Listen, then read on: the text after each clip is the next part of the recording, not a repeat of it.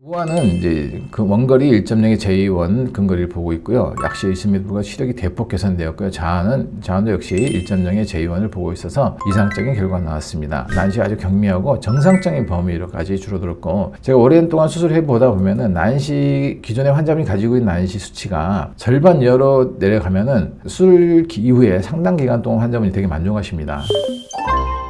중요한 두 번째는 나이는 젊지만 굉장히 심한 난시가 있던 분입니다. 특히 오른쪽 눈은 원시에 난시가 있는 환자분이신데 약시까지 의심되는 그런 경우가 있습니다. 자세하게 증례를 가지고 말씀드리겠습니다. 말씀드린 대로 48세 정도 되는 남자분이십니다. 무역을 하시는 분이었고 외국 출장이 잦은 분이라고 하셨습니다. 그래서 외국을 나가게 되면은 이정표도 봐야 되고 그렇기 때문에 원거리 시력, 그리고 비가 오거나 또 기후가 많이 다를 수도 있기 때문에 전천후 시력이 중요하다고 생각할 수 있겠습니다. 아무래도 이제 이런 출장상 야외 활동이나 출장이 빈번하고 그러다 보면 장거리 이동 및 야간 활동의 비율이 높을 수밖에 없겠습니다. 의학적인 상태로는 백내장 정도가 있었지만 극심한 정도는 아니었습니다. 아주 심한 난시가 있었는데 오른쪽이 마이너스 6.75디옵터, 왼쪽은 4.75디옵터 정도로 심한 난시가 있었고요. 우한은 교정을 하여도 0.3 이상 나오지가 않은 약시 상태입니다. 이분은 일단 원거리를 잘 봐야 되지만은 근거리도 서류나 문서도 확인하기 때문에 중요한 그런 상태였습니다.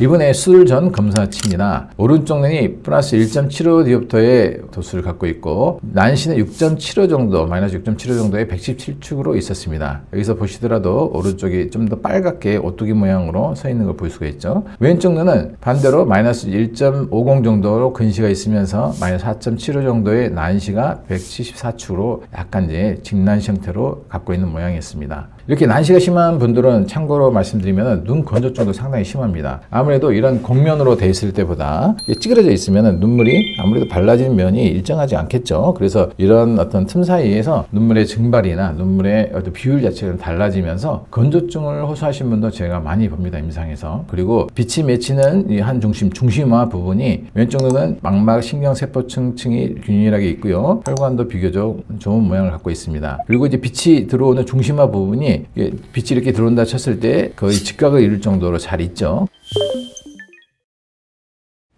이분을 이제 검토할 때 주요 고려사항 3가지를 분석하였습니다. 일단 고도 난시 교정이 반드시 필요했습니다. 우한 6.75, 저한 4.75, 7과 5 정도의 심한 수준의 난시가 있었고요. 그래서 일반적인 토릭 렌즈, 즉 알코네 페놉틱 토릭이라는 데 시너지 토릭은 난시 교정 범위가 2.75까지밖에 제공이 안 됩니다. 그래서 제한적이죠. 그래서 사실상 이 환자는 리자트리 토릭 렌즈밖에 답이 없었습니다. 다행인 것은 리자트리 토릭은 난시가 12.5디옵터까지 교정 가능하기 때문에 사실상 유일한 선택지라고 볼 수 있겠습니다. 약간 이제 오른쪽 눈에 좀 고민이 있는데 약시 가능성이 좀 있고, 그렇다면 이분의 오른쪽 눈에서 기대의 시력을 어디까지 우리가 볼 것인가, 이걸 가지고 좀 고민할 수밖에 없었는데, 제가 생각할 때는 약시 가능성은 무시할 수 없지만 각막에 워낙에 난시가 심했고 이로 인한 고위수차 때문에 시력이 안 나왔을 것이다, 이런 판단이 되었습니다. 또 이분의 직업적 요구도와 생활 환경이 출장 및 이동이 작고 아웃도어 활동의 가능성이 높습니다. 그래서 원거리 시력이 충분히 확보가 되면서 어느 정도 근거리도 볼 수 있는 다초점 렌즈의 적응이 또 중요한 사항이라고 볼 수 있었고, 또 서류나 스마트도 볼 뿐만 아니라 중간거리, 그리고 공항 호텔 같은 이정표를 찾아보는 이런 것도 중요하기 때문에 근거리, 중간, 원거리를 다 커버할 수 있는 이런 렌즈가 필요하다고 판단하였습니다.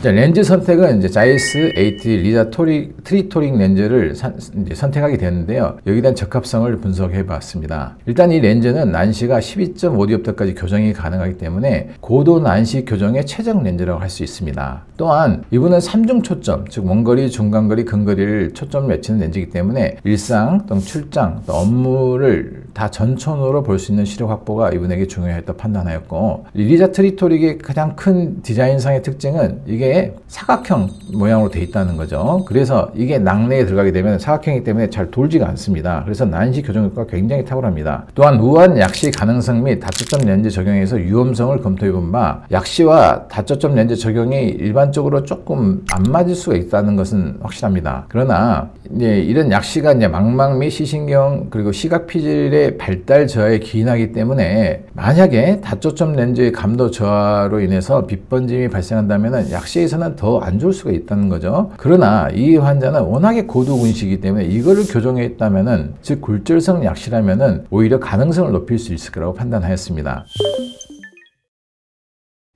수술 후 결과를 보겠습니다. 우아는 이제 그 원거리 1.0의 제2원 근거리를 보고 있고요. 약시 20m가 시력이 대폭 개선되었고요. 자안도 역시 1.0의 제2원을 보고 있어서 이상적인 결과가 나왔습니다. 오른쪽 눈의 잔여 각막 수치는 난시가 아주 경미하고 정상적인 범위로까지 줄어들었고, 제가 오랜 동안 수술해 보다 보면은 난시, 기존의 환자분이 가지고 있는 난시 수치가 절반 이하로 내려가면은 수술 이후에 상당 기간 동안 환자분이 되게 만족하십니다. 아마 이 약시의 원인이 난시 때문이지 아니었을까, 이렇게 간파한 것이 성공의 요인이었다 판단됩니다. 다만 이제 같은 사례에도 실제 약시가 아주 심한 경우에 이런 다초점 렌즈를 썼다면은 대비감도 저하 및 근거리 불편감이 발생 가능성이 있어서 일부 환자들 임으로 선택할 게 아니라 항상 해당 병원에 수술하시는 선생님과 충분히 상담 후에 결정하시는 게 맞겠습니다. 장기적으로 이런 고도 난시 환자들은 이제 다른 원축 각막이라든지 각막 자체 이상이 있을 수도 있기 때문에 주기적으로 각막 상태를 모니터링하는 것도 중요하다고 할 수 있겠습니다.